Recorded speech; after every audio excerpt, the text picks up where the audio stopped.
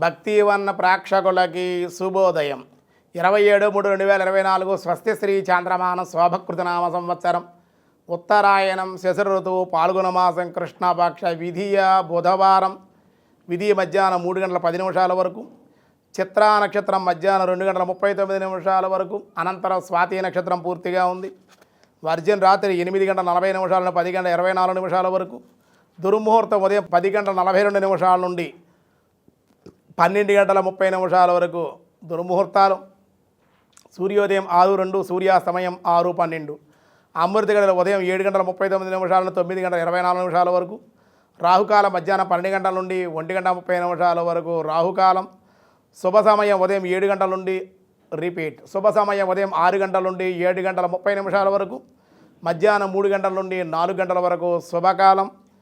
వ్యాఘ్రత యోగం రాత్రి 9:24, గరంజి మధ్యాహ్నం 3:10, వని తెల్లవారుజాన 3:48. ఈరోజు విధియ బుధవారం కూడా అన్ని కార్యాలకి అనుకూలం.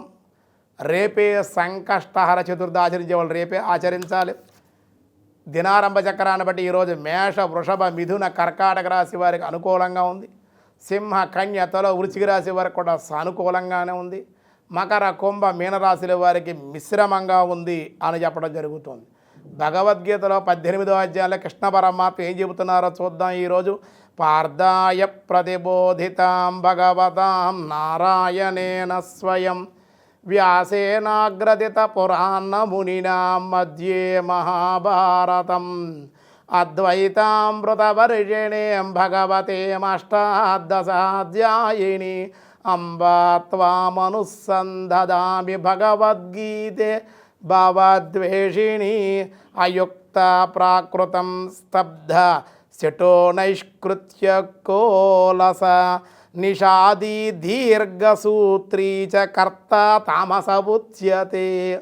అర్జున, జితేంద్రియుడు లేనివాడు, సుక్షితుడు కానివాడు, మూర్ఖుడు అంటే మొండివాడు, ధూర్తుడు దుర్మార్గుడు, అకారణముగా ఇతర వృత్తులు విఘాతాలు కలిగించేటువంటి వాడు, సదా చింతాగ్రస్తుడు, సోమరి, కార్యాచరణ యందు ఉపేక్షతో కాలము గడుపువాడు అను దీర్ఘశ్రుతి లక్షణాలు గలవాడు తామసకర్త. వీడు పైకి డాంబికంగా ఉంటాడు, సుక్షితుడు కాడు, మొండివాడు, మూర్ఖుడు, ఎవడో కూడా ఏదో చెప్తే విండో, వాడేదో నేను చెప్పిందే వినాలంటాడు, ధూర్తుడు దుర్మార్గుడు, పైగా అకారణంగా వాడు ఇబ్బంది పట్టే అందరినీ కూడా ఇబ్బంది పెట్టేటువంటి వాడు, చింతాగ్రస్తుడు, ఏదో ఒక చింతలు, ఆలోచనలు, బాధలు, సోమరి, నుంచుంటే లేవడం, లేస్తే కూర్చొని ఎప్పుడు పడుకునే ఉంటాడు. కార్యాచరణ యందు కూడా దీక్ష ఏమి ఉండదు వాడికి, హుషారుగా చేయడు, ఏది కూడా ఆనందంగా ఉత్సాహంగా ఏ పని, ఏ పూజ, ఏ దానం కూడా చేయడు. తనకి ఇష్టం వచ్చినప్పుడు తిథితో కానీ, వారంతో కానీ, దేశంతో కానీ, కాలంతో కానీ సంబంధం లేకుండా వాడు ఎప్పుడు అనుకుంటే అప్పుడే దానం చేస్తాడు. నేనే చేశాను 10 మందికి చెప్పుకుంటాడు, గొప్పగా ఉంటాడు, అహంకారంగా ఉంటాడు, గర్వంగా ఉంటాడు, మూర్ఖత్వంగా ఉంటాడు.